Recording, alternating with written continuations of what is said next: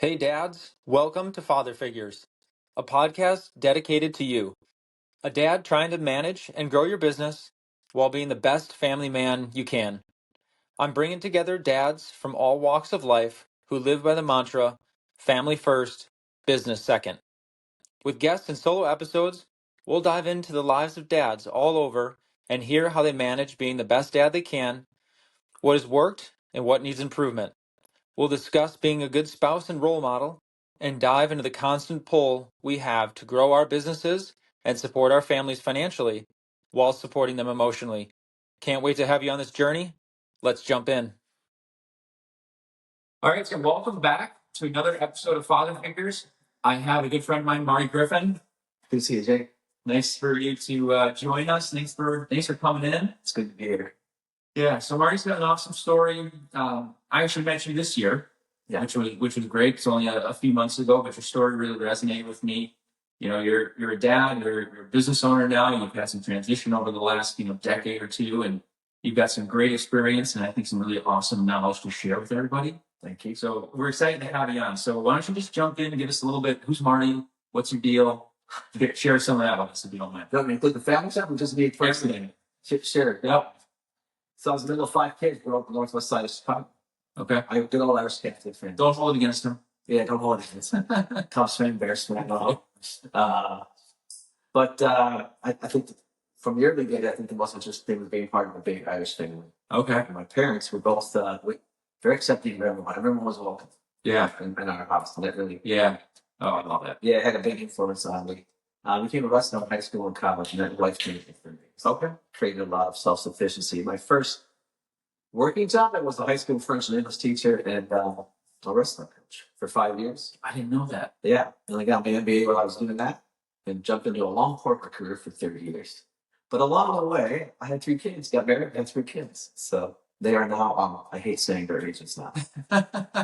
They're 35, 32, and 28. So 2 boys and a girl. Yeah. And I think the greatest thing that I can do in my whole life, by far, is to be a father. Yeah. Yeah. And my favorite story about that is the night before my first son was born, Lawrence. I said out loud, well, my life's over. Right? Life's over. Everything I was doing, the next day or two when the baby came home, I wasn't going to be doing that anymore. Yeah. I was going to take care of a son. And then fast forward 25 years, I got my baby girl off to college. Right? She's now my youngest. Yeah. I said exactly the same thing. Yeah. My life's over. Because the kids became, I remember vividly the same sentence coming from my mouth on both ends of that. Now, it's not going to stop being a father. I've always been a father. But when the youngest went off the path, it was a different deal. Yeah. That's a beautiful way to put it from that standpoint of remembering the day before your first son was born. And then 25 years later, realizing that was the start of life. Yeah. Right. Correct. It was the life of my life. Yeah. It was nothing replaces it. Nothing comes close. Yeah. For me. Yeah. To what it was like to be a father. Yeah. So what was it like in the early years with the kids? Like, what were things you guys did? What were your fun things to do with the kids? Well, first of all, it was a little bit stressful because Kitty, my former, stayed home and I was a provider. And I came off a high school teacher salary at first, so I wasn't making any money. So it was stressful. But, when we were little, it was all the little things, taking walks, going to a Cub game in my case, going to the field, visiting with the grandparents. Kitty was from up here in Wisconsin, so her parents lived in Elm Girls. We were up here an awful lot in Milwaukee. But just being a group. My oldest, Lawrence, is on the spectrum, the autism spectrum. So he's pretty high functioning. Yeah. But that became apparent to us at a 39 age, with the exception being back then, it's not like I'm old though. This was early mid-90s. Autism is not in the vernacular. Yeah. It just wasn't. So we were trying to figure it out. Doctors would tell us certain things and we're like, I don't think that's it. Yeah. So it turned out we had called Asperger's syndrome. Okay. And now it's just called being on the spectrum. Yeah. That was an interesting challenge, but fun. Yeah. I remember, the boys were here first, the 2 boys first, and then Meg, my daughter, came later. And, we were thinking Steve's the boys a lot. We do stuff all the time. Yeah. Shovel snow, they come out with me and shovel snow. Cutting the lawn, they come out and watch stuff. Yeah. Playing tackle football, living with the family. Yeah. I was a wrestler, so I taught him how to stance and stuff like that, and big stuff. But it's just the everyday life. Yeah. Everyday life. That's awesome. So how did it go with? I mean, so your son, you guys are kind of struggling figuring out like it's like you said, there's not resources. It's not like you go on the internet, Google, and get YouTube videos and help things like that and online help. Like it's just you guys, and then you have two more kids as well. Your middle son and your youngest daughter. Yeah. And like just navigating that just got to be a bit of a challenge. It was stressful. It was stressful because you're worried about your kids, and when someone has a challenge like that, it's just worse. Yeah. He is a great young man. Yeah. And he was a great kid. It's just different. Yep. And we weren't quite sure how to navigate things. One of the biggest challenges for kids on the spectrum is social. So he didn't have a lot of friends, and that he got picked on from time to time. Yeah. And that was hard. But his two younger siblings just love him. Mom and I love him. I mean, it's really interesting to say, but see someone with a normal family life, even though he was, you make what you got. Make what you got. Yeah. Challenging. I always said one of the great gifts I got was to be Lawrence's father. Yeah. It's not, you don't draw it up that way. Yep. But it's been he's a gift. Yeah. Everyone. Oh, that's beautiful. And once you can transform it from this is a burden, which it sometimes was, it becomes this huge gift. Yeah. Yeah. Yeah. When you're in the struggles of parenting, I would argue you probably have the same thoughts with the other two and your oldest. It's like, this is really hard. No matter what season they're going through, like they're in their terrible twos and like nothing you say. Like, people say the terrible twos, like three was way worse. Like, sorry if you don't have kids that aren't yet, just but it's so fun because they're learning how to be their own person. Yeah. And it's our job to continue to just let them thrive with it and not keep shutting them down. Right? Yeah, it's fun. Becoming their own person. And so you had Lawrence, you were a high school English teacher. Just after I finished teaching, you just born. Oh, just after you finished. 4 months after. Okay. Gotcha. And so then transition your career, you went corporate for... I did. I went to a company called AI. I was hired for an executive training program where I can be rotating around, but the program was still developed when I got there. So that was difficult. Yeah. Because I'd come from a world where I was teaching high school, coaching wrestling, building night school. So my days were really stressful. Yeah, exactly what it was like. And then, throw on a baby. Or then 4 months later, I'm going to go into a training program. Yeah, and the program wasn't very tough. Yeah. So I'm trying to figure it all out, Yeah. And living paycheck to paycheck because Kitty staying home, which was so stressful. It was really stressful. It took a while to figure it out. Luckily, I found a couple of mentors who could kind of give direction to me and help me figure it out. So I was able to do that. Within AI or outside? So I had a subsidiary. Okay. That's where I found most of the mentors for me there. We ended up getting spun off to GE. GE bought us in the 90s. Japanese GE. Yeah. Which ended up getting IPO'd in the early 2000s. So it was all that. Been through a lot of things. But it took a few years to really get confident in business. But I did ultimately. Yeah. Nice. Yeah. That's really fun because now with what you're doing now, we'll get into it more. that kind of came full circle a little bit, didn't it? Of like needing the mentors, and you were able to seek out some mentorship, and now that's pretty much what you do now. Yeah, I love connecting mentors and connecting together. Yeah, it's a lot of teaching, coaching stuff too as a mentor. Yep. So, yeah. That's awesome. So you spent all those years there, little transition throughout. Yeah. Getting sold off, moving, and being a father all the time. Yeah. Being a father all the time. Yeah. What were some really memorable parts of like that middle age of the kids? Well, during all of that, even though it's stressful. I'm going to start with a little bit younger. The story just popped up in my mind. My son's honey, I know dad. There's gifts you get as a parent where something comes to you, probably from dad, where you just know what to do. But sometimes as a parent, you have no idea what to do. Just like them a lot. So my son John, he's a great little baseball player. He's probably great. Okay. And he had a coach that was a screamer. 8-year-olds, right? Yeah. So he loved baseball. And one Saturday morning, he got up and told me he wanted to go to the game. And I knew why. I don't know how I knew why, but I knew why. Mm-hmm. So I asked him, I said, is it because of my coach? Then he said, yeah. So I'll tell you what, I'm going to go to every game with you. It'll be okay. I won't be able to see anymore. And that worked. We went. And then backing up, I was never going to coach my kids in baseball, ever. But my son Lawrence wanted to play baseball, and I knew because of what he was dealing with, it probably wasn't fair to the head coach if I didn't coach. Yeah.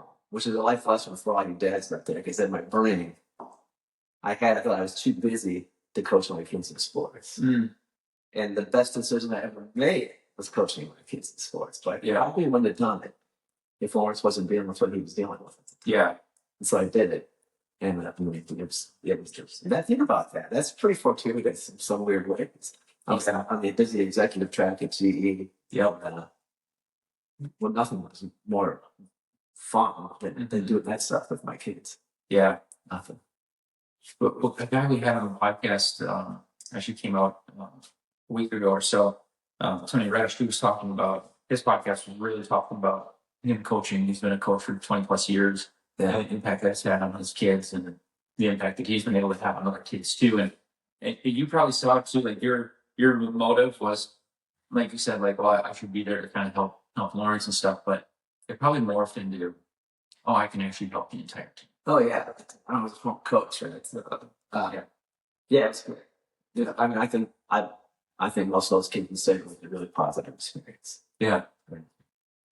It's interesting with a screaming coach at 8-year-olds. I don't use a Yankees fan, by the way, so I'm not Mets. Well, that's your own rivalry down there. We just look at Illinois down there.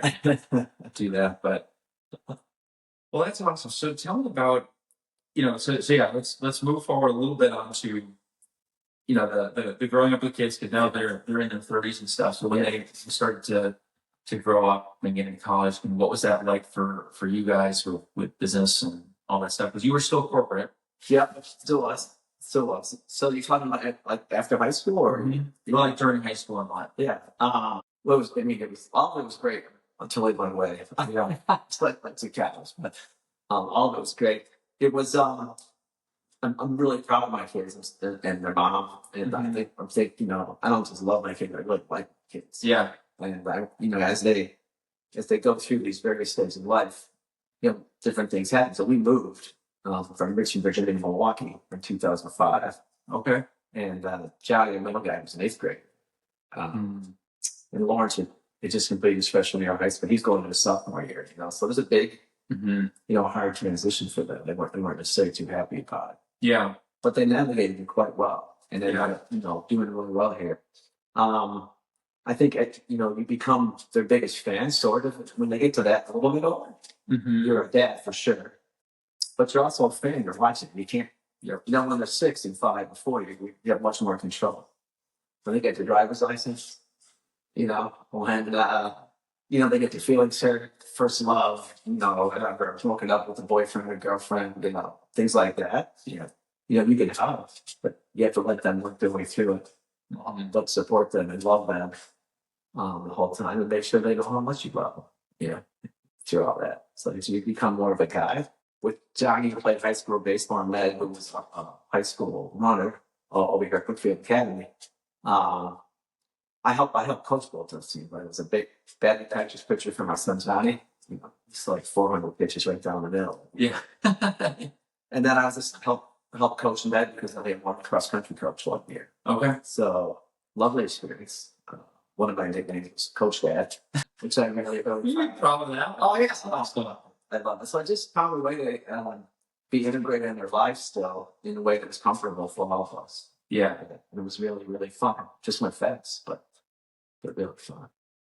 Apparently it was just incredibly fast. And like if you ever look back about some of the proudest moments, is there certain ones that really stand out to you as like these were really pivotal moments in my parenting career, I'll call it, or parenting experience? Boy, I mean, there's a bunch of them, I guess. Yeah. I'll start at the very beginning. When they handed my daughter Meg to me, I thought I was going to feel it the exact same as when they handed my 2 sons to me. Yeah. It didn't. No. I was like, what's happening right now? I couldn't believe it. So that was just an interesting experience. But, so I asked the question again, like certain pivotal moments, did you say? Yeah. Yeah, I think I remember my son Lawrence. This was a moment when you realize you don't have control. We were still in Richmond, and he qualified for a gifting program in middle school. Okay. And it was a bad neighborhood. And Lawrence was about this big. He gets his height from his dad. Yeah. And so I remember dropping him off, and he's walking into a crowded school where he looks like the tiniest human being. Yeah. And he's got, Just I was on the spectrum. yes. That sounds stressful for anybody. Yeah. And it's just one of those moments where you have to let go. Mm-hmm. You have to let go. And it was hard. I teared him as he walked in that school and just did, God, I hope. Yeah. I hope he's okay. And he was fine. But in that moment, it was a level of vulnerability as a parent where you guys just trust the universe. It's very brave of you to trust that. I feel like a lot of parents might try to coddle too much and intervene too much, but letting him figure that out on his own was probably, well, it was impactful for you, it's probably more impactful for him. Yeah. Right. I mean, he knew I was there. He knew that I'd always come and get him. Yeah. Yeah, you got it. And then I'll give you another example of that. I was the summer festival night with my daughter, who was probably 8th grade. Okay. Freshman, modest Seattle fan. My son John was there with his friends too. And she wanted to go to the front with one of her friends. It's a very similar moment. And this is what I love about this story. This is when your kids parent you. Okay, that's what this is. Okay. So Meg wants to go up to the front with her friend from BA, Griffin Gill. And I'm like, no. I'm fighting myself. I think she was 8th grade. Yeah. And I look at my son John, and I just thought, no. He looked at me and he said, Dad, you're going to have to let go sometime. Can you imagine? And I knew he was right. Yeah. I mean, that's my son. Parenting. That's a good kid, though. That's such a good reflection on yourself, though. Thank you. So I let her go. I let her go up there. And once again, he didn't want to be. I hope she comes back. And similarly, Johnny, the middle guy, this probably 8th grade. We may have just moved here. He wanted to go to the rave to see a screamo emo concert. Okay. I'm a classic rocker. I didn't know what screamo was. Plus, as a parent in the rave, There's some headphones. yeah. If you've ever been to the rave by yourself, it's a scary place. But when you got kids in it, it's unbelievable. And shout out to the rave. So we had this deal after he said to come back and find me after each band finished. Okay. It's another one of those letting go things. Yep. I could kind of see him up there in the mosh pit, whatever else was happening. Yeah. And you have to trust them. Yeah. They didn't have cell phone, but No, they didn't. They just had meet me by the pillar back here. I was in the back by the bar with 7 other parents who had their kids. We're all just doing the thing. So, but there's that trusting. I remember all those moments as part of the parenting process, which is when they're little, you protect them fiercely, right? Mm-hmm. And as they get older, it's that fine line. You still protect them. Like if anything happened, I would have been up to that mosh pit in 2 seconds. Yeah. But you gotta let go. Yeah. And I remember all those things. Just dropping people on the way in the wrestling or just take down. How are you doing? Look for all the people going down. Yeah. But those few ones all stand out to me as pivotal. Yeah. And the other, I got great parenting advice after my wife, a former girlfriend, who said, yeah, her dad, I had this conversation with her, that no matter what happens to you, no matter what kind of trouble you're in, no matter what mistake you make, you can call me. Mm-hmm. There'll be no anger that night. Mm-hmm. I'm just going to come get you out of there. Yeah. And then we'll talk about a lot of stuff later. That was really good advice. And I gave it to all my kids, and they knew they could call me. None of them got so much trouble letting us Yeah. but they all had some time to call me, and they knew it was okay to call me. Yeah. Yeah. That is, and I can vouch for that from experience with my dad. He was the same way. It doesn't matter where you are, what you've done, what time it is, just call. Yeah. So they had a phone. So this is back when you had a corded phone, and they call it the bat phone because the only internet phone would ring is when one of us kids would call. Yeah. and it was always in the middle of the night or something. But it was call us when you're leaving wherever you're coming from. Like there's no curfew and stuff. Just sign up. Yeah.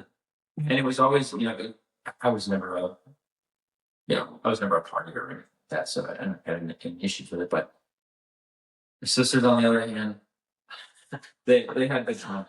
But it was always just like, just call me. We'll be there. Yeah, it's really important. They need to know. It was always just a very comforting feeling. So that's good. That is a crazy good life lesson. And again, I'm from an outside looking in. It all builds up to what you're doing now with your business. Thank you. And your executive coaching and just empowering people Yeah. to make the right decisions on their own and come up with solutions for themselves. Yeah. Just like your son did with you that night when Meg wants to go up there and he's like, no, but you've given me the tools to now parent you and tell you that it's okay. You've done a good enough job. Yeah. Let us do what we need to do. Yeah. And he was able to come up with that. You didn't have to tell him. No. You didn't have to tell her. And he said it. That's such a great. Basically, he's later. Like, Yeah. Tonight. Okay, you can go. Yeah, It's kind of beautiful moment looking backwards. Yeah. It is new. It's fun to sit and just appreciate things like that, and it's such good advice. Because as parents, and my wife and I, we have one kid, and sometimes we can be a little helicopter. Of course. Of course. And then we sit there and like, why? Just let him figure things out. Like, don't need to tell him to be careful while he's climbing up the side of a tree. Like, he knows that his arm will hurt if he falls off and breaks. Still worries you, though. But it's still Yeah. Well, protecting your kids is primordial. It's primordial. Yeah. There's another good story. We were skiing in West Virginia, and Lawrence, my oldest, was 9. Okay. We were in a long chairlift line. It was over the Christmas holiday, I think. And these college guys are like set up a jump that basically lands about 2 feet short of the chairlift line. Well, it's not. So the one kid loses it, knocks Lawrence on his butt. Yeah. Hard. Yeah. I made hard. Like I thought, could have been serious. I didn't I had that hit against the tree. He was a lot bigger than me. It was primordial, right? And I was screaming, hitting his buttons. And the ski patrol person comes up and said, "You need to calm down." I said, "You need to do your job." Probably with an F-bomb. But it's primordial. I didn't think because that was my son. He could have been seriously. So my point in all that is, when you see your kid in a tree, even though you're like, I know he's okay, the worst thing that can happen is he'll fall off or whatever. It's primordial as a parent to protect the kids. So Tuesday at the zoo, we were there for a field trip. My wife and I chaperoned a field trip. They were up on the tall slide, and some other kid pushed Sawyer into the slide. Sawyer tumbled all the way down. And I'm like, oh, here goes Julie. Up she goes. And I'm like, yes, go get her. Go get him. But same thing, I didn't think she thought second of it, go talk to the kid and be like, what's going on? Yeah. I'm like, how'd that go? She's like, don't even. Yeah. Okay. All right. Yeah. No, I keep reiterating this, but it's, being a parent, it's just a gift. Mm-hmm. It comes with its pressures and it comes with its strength, but Yeah. trade for the world. No, it is a beautiful thing when you can, and I'm sure you might not do it enough where you sit and you think back to those stories and those wins that you had, and you think about the hard times, and it's like, it was pretty good. Oh yeah. It was pretty good. We didn't mess these kids up too bad. I think we did all right. Yeah. That's the win. Yeah. And I tell you, the most rewarding part now is how close they are. Yeah. The 3 of them. Yeah. Thickest things. And that is lovely. That is great. Yeah. Because you don't know how that's all going to go. Yeah. They really enjoy each other. That's like the goal, right? It is. They want to get together. Yeah. It's like Christmas is not awkward. Yeah. No, it's a great, yeah. It's a wonderful thing, Yeah. And, I'm not going to be here forever. Mm-hmm. So it's nice to have each other. Yeah. Was there anything big from when you were growing up that made you the way you were with your kids? Gave them the independence? Was there certain things that really stood out to you that you liked or disliked when you were growing up? Yeah. Maybe you change or want to do it? That's a great question. It's ridiculous in how much your childhood affects your adult. Yeah. I think the biggest thing for me as a parent and with my kids' friends and all that was how my parents were our friends. I'm on five different kids, you know. Okay. There's 5 different kinds of friends. Yep. Everybody was welcome in the house. Yeah. Everybody was welcome in the house, you know. And my mom was a special ed teacher. Okay. And, you know, that says something. I actually love it. My dad was a lawyer, but when I got out of the office with him, he was a partner. He just was so welcome. Like, everybody was important to him. Mm-hmm. Everybody. The lowest ranking employee was just as important to him as the senior partner. Both those things made just a huge impression on me. Yeah. And so, as a parent, what I got from my parents was, say you're my son, you know, Jake's got his own path here, Mm-hmm. and it's perfect. Yeah. No matter what. That's what my parents tell the people. You're the most, whoever it was, like, you're the most amazing guy in the world. So, how I interacted with people Yeah. definitely came from them in that regard. Yeah. And that's related to my business now, but I was gonna say, yeah, this has been lining up. You know, yeah, the guys have been putting this plan in place for yeah, I think so. decades. Yeah, I think you're right. I love helping people because it's a great term I heard. I went back to graduate school recently. It's become the next most radiant version of themselves. Or teams become the next most radiant version. Organizations. I love doing that kind of stuff. Yeah. And hopefully I get credit too. Yep. But I found that out when I was teaching and coaching. You say you wrestle from the direct. Well, of course I want Jake to be a great wrestler. Mm-hmm. But I want having a fundamental impact on his life at a very young age. That's you're 16 years old. Mm-hmm. It's what I really want is Jake to be the best version of himself. Yeah. And that's what I feel like even in my corporate career, that's what I've been doing ever since. Mm-hmm. That never left me. That's really rare for coaches in high school or even younger. I think I never had a coach that gave any life lessons. Yeah. There was never a coach like that.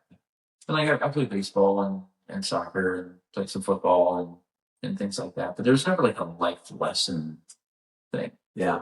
It's like the only life lesson that I always got was just from my parents, from my dad. He coached baseball up through maybe coach pitch or something like that. Mm-hmm. But yeah, never had like that impactful coach. Yeah. No. That's what's bad. That's too late. Yeah, and I've had a couple of really, really great teachers in school. Yeah. So I can think of two that really impacted me. One in high school, she basically turned me on to everything finance. Like when we got into her class and she had to start playing in the stock market, we play the fake game and fake $100,000 and you're looking through the internet, you're looking through the newspaper, and I'm like, this is amazing. You liked it. Yeah, I loved it. That's a lifelong fix. It would be like, I'm staying after school and then I close out the day because we got done at 2, and he's like, okay, market's open for another little bit, let's play around with it. So that's awesome. So yeah, it was a lot of fun. I really enjoyed that. And then a math teacher in college. I don't remember which math course it was, but I always had, and this is a story I told myself. I don't believe the story anymore, but the story I always told myself was I was a bad test taker. Right. And so I would get anxiety when I would take tests. And so the teacher came to me, he's like, Jake, you're perfect on all of your homework. He's like, anytime we talk or ask questions, you know what you're doing, but when it comes to a test, you got a C-. I was like, what are you doing? Wow. I'm like, I'm just not comfortable taking the test in a time, like I get 1 hour, I just panic and my brain. Mm-hmm. And he's like, just come to my office a day before the test. You can sit, I have office hours for like 3 hours. You can sit for the whole time, just take the test and let's see how you do. Ace it the next time. Wow. He's like, just do this for the rest of the semester. Yeah. I was like, oh. And so that changed my whole perspective of like, I'm not a bad tester. Yeah. Right. It's a lifelong thing too. Well, so now the amount of tests and designations that I have, I teach dozens of them now. You got your 37? They're all times. I got 6, 63, 65, and there were 8 courses for my CLU. Yeah. Others for my CHFC and my CFP is significant up. It's a comfort zone for you now. You're comfortable. I enjoy it because it's like as soon as I get in and I start thinking about it, I'm like, oh, I got this. Yeah. So that's what we're talking about. That teacher. Yes. So those 2 teachers were pivotal in, just really impacted my life throughout the school. I didn't have a coach in sports, but I had two really, really good teachers. Right. It's a really good example though. Yeah. Leadership. It's lifelong. And it was just a simple, like, he saw something of like, these two things aren't adding up. Like, you have better potential. Like, what's the deal? And so, yeah. I like to I say got rid of that little story of myself now, and I'm like, no, it's thought something you could see in yourself. Yeah. And helped you see it. Yeah. What's the problem? When you're young, when you're a teenager, when you're in college, it's like, Yeah. you're not really thinking about that stuff unless someone points it out to you. It's great. So tell us about your business now. Yeah. It's funny. It's all ramped up to it. Yeah. It's come full circle. It's awesome. So I'll start with this. In my corporate career, one of the things I learned was the most effective teams would have self-leadership. Meaning, if I built a team in the corporate world that I wanted, I didn't have to do a lot of policing. They would police each other in a good way. I think of the New England Patriots, Tom Brady, and those guys on the field a lot more accountability, right? Yep. So what I'm doing now is awesome. It's called my company's called Griffin Executive Group, and the essence of it is CEO or business owner mastermind groups. Became a first-time entrepreneur about 2 years ago, which is a whole nother set of mind games that go on with when you start something. You know that it's like the good days are really high, the bad days are really well. I know. Trying to balance that up is a challenge, but the essence of this group is you get if you're a business owner, right? You spend all your life pouring your heart and soul into your business, and pouring your heart and soul into the people that work for you. But nobody, and I mean nobody, is pouring anything into you. And that you are on your own. Yeah. You're giving everything, but there's very little places you can turn where you get agendaless advice for people that care about you. It's no fault to anybody. It just happens to be structured, right? Yeah. Yeah. When you're the CEO, there's no one else. Yeah, the art check. Yeah, you're at the top. So that's And even if you have a board, the board's responsibility isn't you, it's the enterprise. Yeah. They're evaluating you. They expect you to come back with things that are fixed. Yep. Not things that you're gonna ask for help on. So the idea is to get 10 to 12 business owners in the same room. We do it once a month for 4 hours.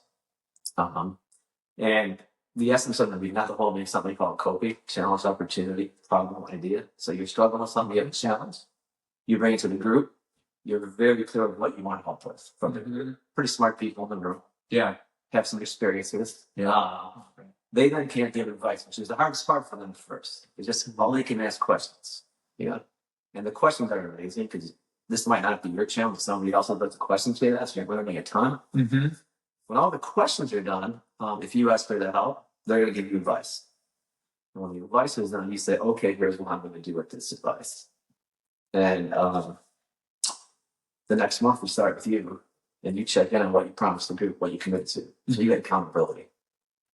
You get great advice and great account, and you make your best friends in business. I mean, there's a tangible camaraderie between the people in the group.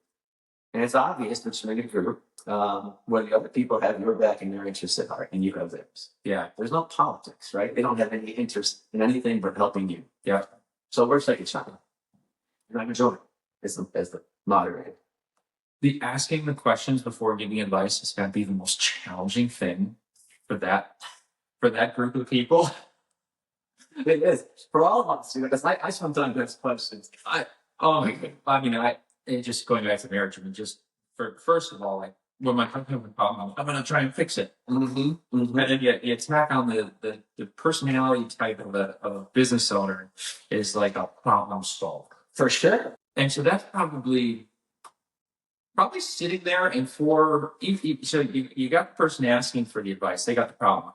And then the 11 others who are asking the questions, those 11 others are probably learning so much about thinking of the right question to ask them. It's not going to be, a jab question, but like an actual constructive one. And then they'll take that skill. So not only will this person get good questions asked, but all people asking the questions know basically hone their question asking skills. So when they're back in their business and someone comes to them with a problem, instead of being like, do this, why don't you do this? It's like, well, what do you need? For sure. Like actually calming down and asking a question rather than just saying, fixing the problem. Got it. Yeah, and all of a sudden, It works both ways. It's crazy. It's such an amazing And if the person goes back to their business and does that, it develops a culture in their business where they know they're going to get that question. And they come, they go, here's what I think. Here's what I thought about. No, you're right. But the funny thing when people give advice before asking questions, one of the funny things we do, and I've been guilty of it, is that they say, have you thought about doing this? Which is advice. This guy, somebody come, we have a yellow card, a red card. And what's fun too, the group starts calling it. The group will call me each other now. I think that was advice. The other cool thing about advice, I had a fellow moderator who used to be a CEO of Silicon Valley company. He was in a meeting, he was in a group office, and this guy had a retention issue in his business. Well, Jorge, my friend, in the business he was in, didn't have any kind of retention issue. It wasn't even on his mind. But as this thing got processed, he took 4 things from it, went back to his company and proactively implemented a retention policy. It wasn't even in his radar. But that's kind of a gift of another one of the gifts of that group. Yeah. So you have the group. What was that initial flip? So when you were at corporate, and you said 2 years ago you started Griffin Executives, right? Yeah. What was like that aha moment? What was that moment that kind of hit you in the heart and said, "There's"? Well, it was 2 parts. One is very painful in my life in the corporate world. Okay. When I went wishing on anybody, I was in the right place. It was a very challenging time. We were leading through a lot of adversity, but we were doing it marvelously. And very gratifying experience. But my boss called me in one day and said, we're going to shut this business down. So you're going to lay off, 80, 90 people, including yourself. All that was horrible. But I had to keep the secret for 6 weeks. So another way I live a double life. For 6 weeks around, people I loved. It was terrible. It's terrible. Here's the other thing. I remember when he told me, I had a tear in my eye, right? In the room. And this is the hardest part about being a leader sometimes. And I can't walk out that door crying. I got to go downstairs. To my office where all these people are. Pretend like nothing's happening. And that took its toll on me. The other thing that happened is that company did some things for the clients. I won't go into details on it. I had a fundamental moral, ethical disagreement. So all that was painful. I didn't respond. I didn't get up off usually I'm pretty good at getting up off the floor. I had a hard time with that one. It took a while to realize. Well, it went against your values. And things go against your values, it's just like, and when you're kind of forced in your hand to do that, it's like, well.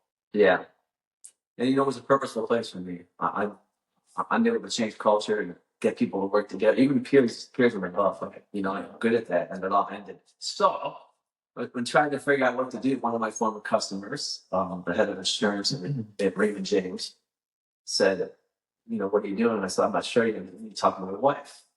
His wife is Tina Cornerstones, who runs the group I work with, called LS Council out of Florida.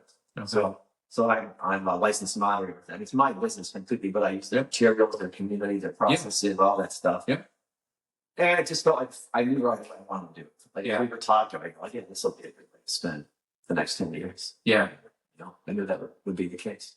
Hard part's getting it off the ground. Always is. So the first group has 9 members, which is awesome. They're wonderful. And I'm now watching the second group. And I have two people who are going to join so far. We'll do our first meeting once we get to 4. So it's been great. That's perfect. So what's the ideal person for your groups? Then that's important because a lot of people get. So it's really interesting. It's we loosely say, businesses of 2 million to 100 million, although businesses bigger than 100 million, smaller than 2 million. Really, I'm looking for a business owner or a CEO or a president or someone pretty darn senior in a company who's failed enough, got knocked down enough, been successful, knocked down, but they can bring real rich experiences to the group. And who is willing to be vulnerable and willing to be coached. And I don't get too caught up in titles at that point. Or what the current business is as much as who is this person, and do I think they're a good fit for the group. That's really what I look for. Building that community, you have to be. There's probably a lot of weight on you just being careful about who you bring in. You have to be. You have to.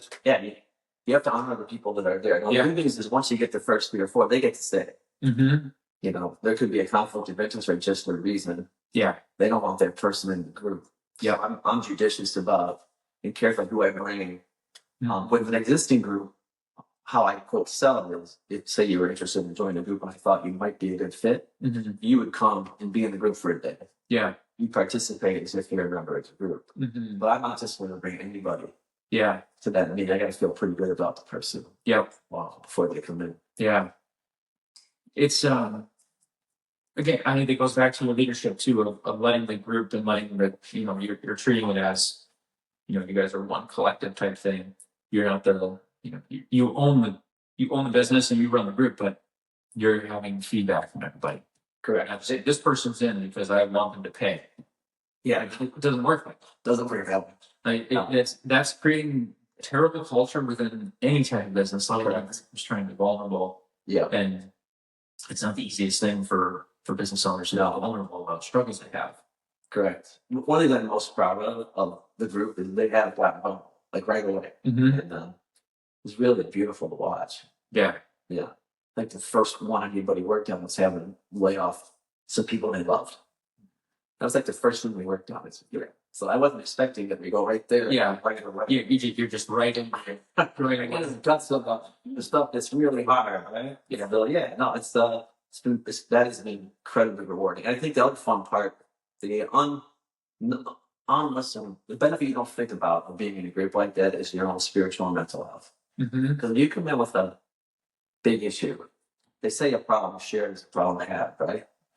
So just sharing the problems of relief, and then you get great advice. And if you see the person who's doing it sometimes who's stressed, by the end of the coping, they're a little more relaxed because they got plan, they know they got people.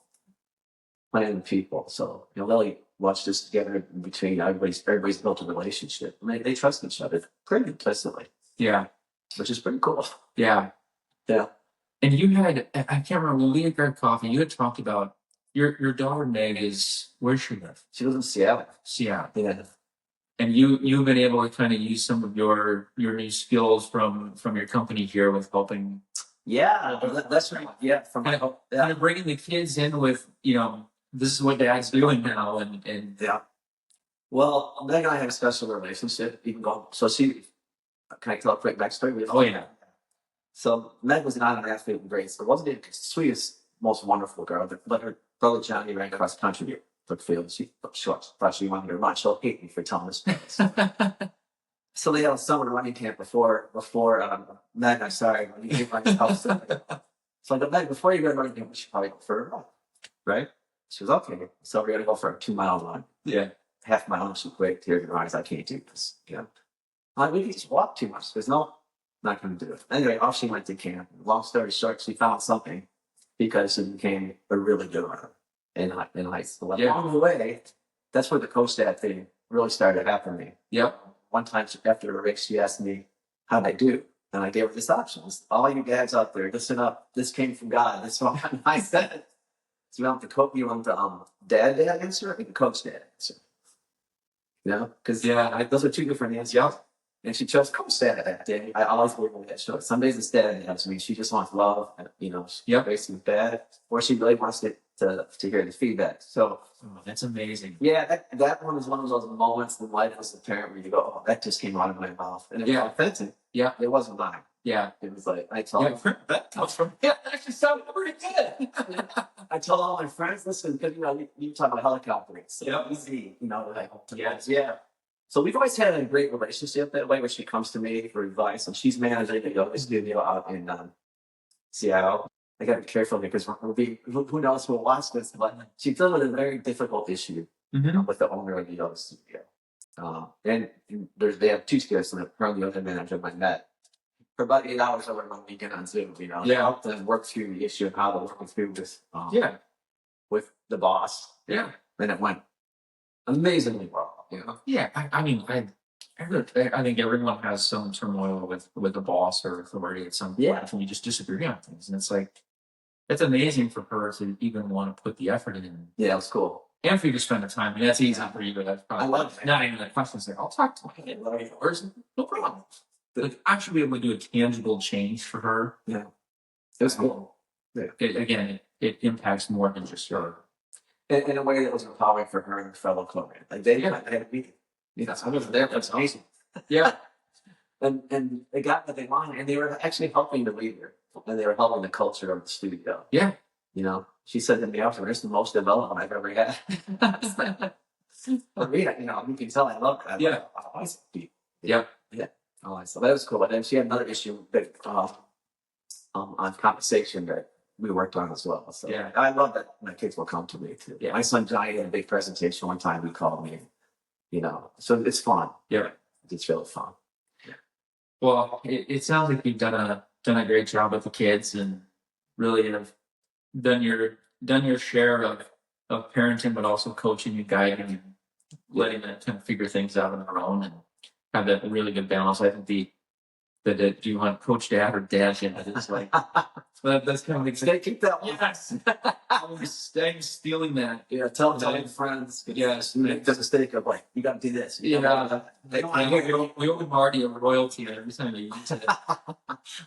Every time it comes, it is trademark. Yeah. But that's awesome. So I appreciate you sharing your story. I appreciate the opportunity. It's been fun. Yeah. The last question I always want to ask before we wrap up: what does being a father figure mean to you? If you had to sum it up, being a father figure, what does it mean to you? I want like 9 opportunities to answer this question. I get emotional. I think it's a calling, you know? Yeah. It's just, for me, it's a very, I don't want anybody think being parents easy because it's not, but it's a very natural place for me. It's like one of the greatest honors I've ever received. Yeah. It's just been a miracle in my life to have that opportunity. And, you know, it's stressful and it's hard and failure. And then you talked about, you know, jumping, you know, all of it, but my goodness, it's the most rewarding and beautiful thing. And, you know, you can be a father in a lot of places, not just with your own kids. Yeah. Like that teacher, you know. Yep. Maybe not father, but kind of father figure in that world. Yeah. And the other thing, I lost my dad when he was 16, I was 31. Father figures are important to me. Yeah. Even if it's not my dad. Yeah. A father is a very special, a good father figure is a really special thing to have in your life. Yeah. And I know that. And I've had him, you know. So it's just an honor for me. It's an honor. You got plenty more years to keep being the father figure. Yeah. Keep doing what you're doing. I think it's awesome. Thanks. Well, we'll wrap up there. Well, thanks for what you're doing too. This is a really cool podcast. Well, I appreciate it. Yeah. I'm taking it like you, and it's like, let's just share some good advice and get people sharing stories. And I think your story is super impactful. We got a lot of good stuff on this today, so thank you. Thanks for having me. Yeah, no, absolutely. Appreciate it. Really appreciate you. Yeah. All right, everybody. Hope you guys enjoyed it. Stay tuned for the next one. Obviously, these come out Tuesday mornings, so this one will be coming out soon. And then keep staying tuned for every Tuesday from here on out. So everybody, take care. We'll see you on the next one.